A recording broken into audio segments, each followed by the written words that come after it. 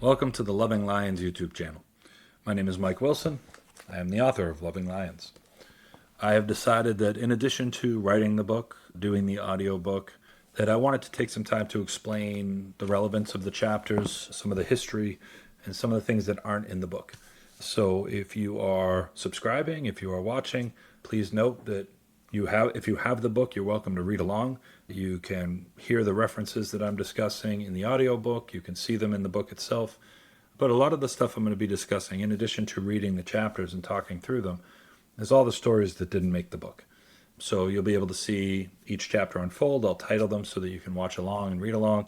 And of course, if you have any questions or if you want to share some of your own experiences in the comments with me, I'd be open to the discussion, and I'm sure so would some of the other viewers and listeners.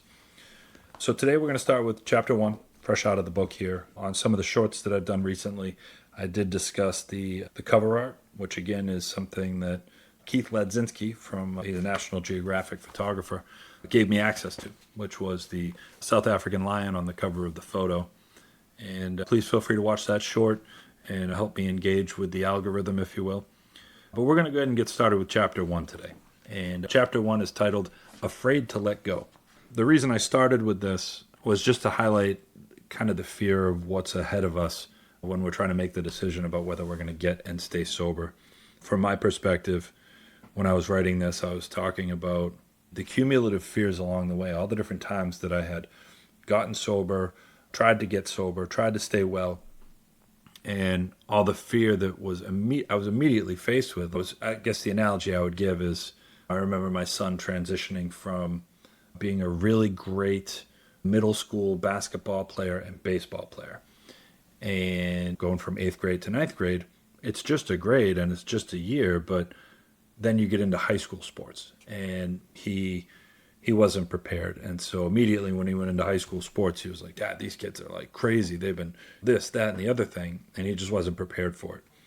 And what happened with me is every time I got sober, I had been living so long on this certain set of skills that I was good at. They suited me really well when I was off in the shadows doing weird stuff and buying and selling drugs, hustling, drinking, manipulating people, whatever it was.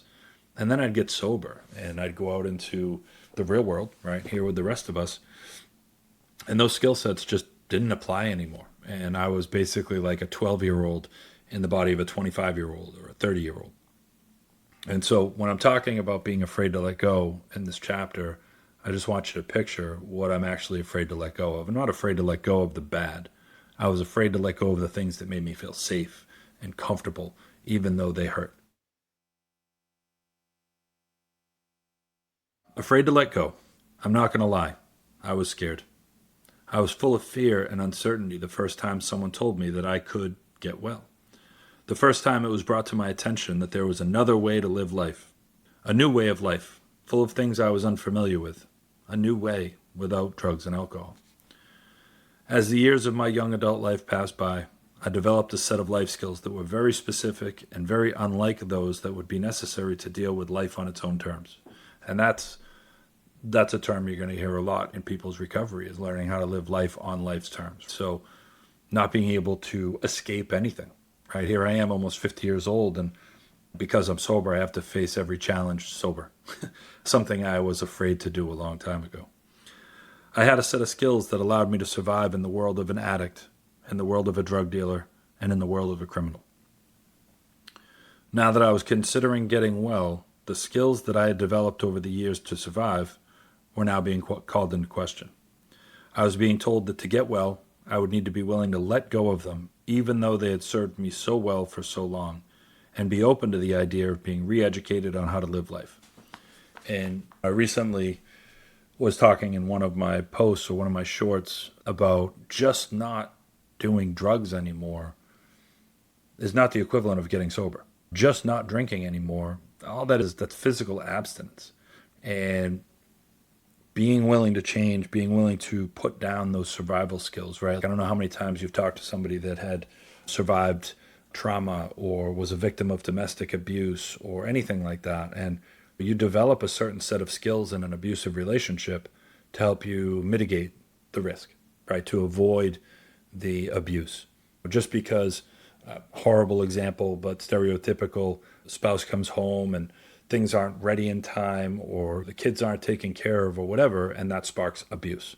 And as a direct response to that, a lot of times the victim will create a habit of making sure those things are done so as not to upset the abuser, right? That is a skill set that helps you survive a difficult situation, but it's not a healthy skill set, right? And so that's what I was full of. And so when it came time to talk about getting sober, getting well, here I had all these survival skills in a bag that I could pull out whenever I wanted to, but in the end, they just didn't apply in the real world. I will continue. So I was being told now that I needed to be willing to change and have faith, but I was scared. I was scared to let go of what I knew worked because it was the devil I knew. I was terrified that once I got well, I would never be able to find relief. That's probably the scariest part of this whole chapter is once I got well, I would never be able to find the type of relief, that magical relief that's just unnatural that you can have when you've got a pill in your pocket or you've got a nip in your sock in your drawer at home, whatever the thing is that you have. It's such an unnatural form of relief that once you become dependent on it, it's hard to imagine getting relief any other way. So now in sobriety and recovery, I find relief in exercise, taking care of myself, chores, watching mindless television, maybe a scroll here or there, but I find relief in areas that I consider to be healthy outlets. I guarantee you there is not a healthy form of relief that's even comparable to the immediate wave of relief that you get knowing that you can erase your mind. It just doesn't exist anywhere else in nature. Excuse me. The fear of knowing that I'd never be able to find another relief like that. Until that point, I had not been able to find any relief other than using drugs and alcohol. I was afraid to be exposed without a way out. Letting go is hard. Letting go of something that really doesn't work but still makes you feel safe is hard. Letting go of that which works for you for something you have never really experienced is hard. Letting go and having faith in a higher power, if that's what you choose, even though you don't really believe in one, is hard. Letting go, even though you don't know if you want to, is hard. And the want to in that, for me, is there was always a percentage relationship with substances, whether it was dependent on where I was struggling. For instance, when I didn't have a job and I was homeless and I was doing drugs, it was like my safety blanket. And I'd be sitting there thinking, Jesus, I wish I wasn't so messed up. And then there were times when things were okay. I'd just gotten a job, my family stepped in, or I'd just gotten out of treatment, where I would romance the idea and say, I want to do both. I want to be able to have drugs and not have problems. So saying, letting go, even though I don't know if I want to. I was never fully convinced that I wanted to eliminate drugs and alcohol from my life completely. I don't think I was convinced of that until after I found sobriety and reflected back, and now I have this life, this way of life that I wouldn't give up for a drink or a drug ever. And I'll continue. Until you actually let go, then it starts to work. Once you let go, it gets clearer, and it feels good to let go. Once you let go, a higher power seems more and more likely, and faith becomes easier. Once you let go, anything can happen. I'm going to end with that part of the chapter. I'm going to circle back and finish chapter 1, but I do want to talk about that faith part. When you are struggling with addiction, alcoholism, whatever label you want to put on it, I'm not a big fan of labels, but whatever label you want to put on that, it's hard to be a very religious, faithful, or spiritual person. Now, whether you are going to become that person in recovery or not, that's completely up to you. But in my recovery process, I had to find a sense of spirituality, which is different than religion, right? That doesn't mean that I've found God, I've been baptized, or I've joined a particular part of the religious circle. What it means is that I found a sense of connectedness to other humans that didn't exist before, because every relationship as an active addict or alcoholic was transactional. Or the other side of that is spirituality being really just accepting that I wasn't the decision maker. for the way everybody needed to handle things. We call it like the great I am, right? I had this very inflated sense of ego that I knew everything and how everyone should be handling everything. And if everybody had done what I wanted them to, my life would just be easier. And so for me, spirituality was letting go of that and stepping back from the I have to control everything mentality. And in doing so, I found a sense of relief, a sense of faith that things would be okay.